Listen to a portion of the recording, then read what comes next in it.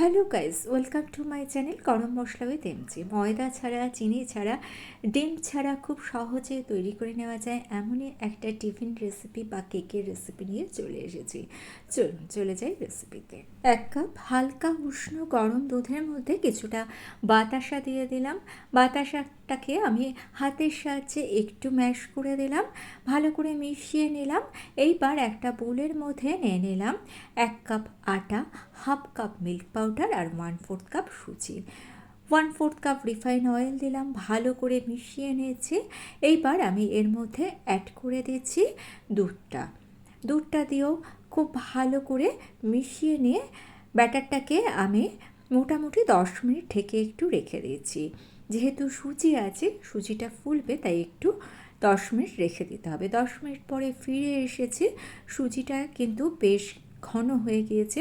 এইবার এর মধ্যে 1 চামচ বেকিং পাউডার আর 1/4 স্পুন বেকিং সোডা দিয়ে আবারও ভালো করে মিশিয়ে নিলাম। কিছুটা ড্রাই ফ্রুটস দিয়ে দিয়েছি। ড্রাই ফ্রুটসের মধ্যে একটু ময়দা দিয়ে দিয়েছি, এর ফলে ড্রাই ফ্রুটসগুলো কেকের তলায় গিয়ে পড়ে থাকবে না।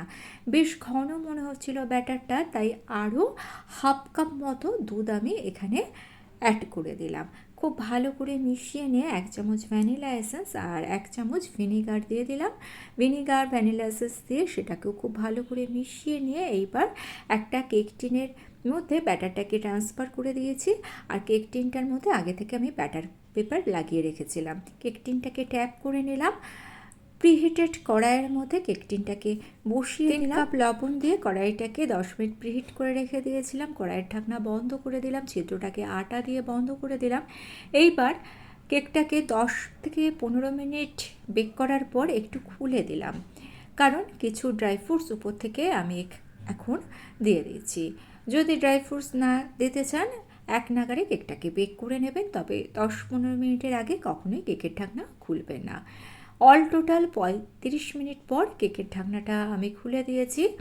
এইবার আমাদের কেকটাকে চেক করে নিতে হবে। দেখতেই পাচ্ছেন কেকটা কতটা ফুলেছে, আর বেশি ফুলে গিয়েছে বলে আমি খাবার রাখার স্ট্যান্ডটাকে পাল্টে একটা প্লেট দিয়ে দিয়েছিলাম। দেখুন, টুথপিক দিয়ে চেক করে নিলাম, টুথপিকটা ক্লিয়ার আসছে, তার মানে কেকটা ঠিকঠাক বেক হয়ে গিয়েছে। কেকটাকে সাবধানে নামিয়ে নিয়ে একটা প্লেট দিয়ে ঢেকে রেখে দিয়েছিলাম। ঢেকে রেখে দিলে কিন্তু কেকের কালার সুন্দর হবে, কেকের উপরটা ড্রাই হয়ে যাবে না। ঠান্ডা হয়ে যাওয়ার পর অন্য একটা প্লেট দিয়ে এটাকে উল্টে দিয়ে একটু ট্যাপ করে নিলাম। দেখুন কেকটা কত সহজে বেরিয়ে এলো। বাটার পেপারটাকে হালকা হাতে একটু ছাড়িয়ে নিলাম। অবশ্যই বাড়িতে এইরকমভাবে কেক বানানোর অনুরোধ রইল। ভিডিওটা ভালো লেগে থাকলে চ্যানেলটা সাবস্ক্রাইব করে নিয়ে পাশে থাকা বেল আইকনটা প্রেস করে দিয়ে অল অপশানটা ক্লিক করে দেবেন, তাহলে যখনই নতুন কোনো ভিডিও আপলোড করব তার নোটিফিকেশন আপনাদের কাছে পৌঁছে যাবে। আর কেকটা কতটা সফট হয়েছে আপনারা দেখে নিশ্চয়ই বুঝতে পারছেন, আর বানালেই বুঝতে পারবেন কেকটা খেতে কতটা ভালো হয়। বাড়িতে বানালে কমেন্টস করে জানাতে ভুলবেন না আপনাদের কেমন লাগলো। আজকে তাহলে এই পর্যন্ত। Thanks for watching.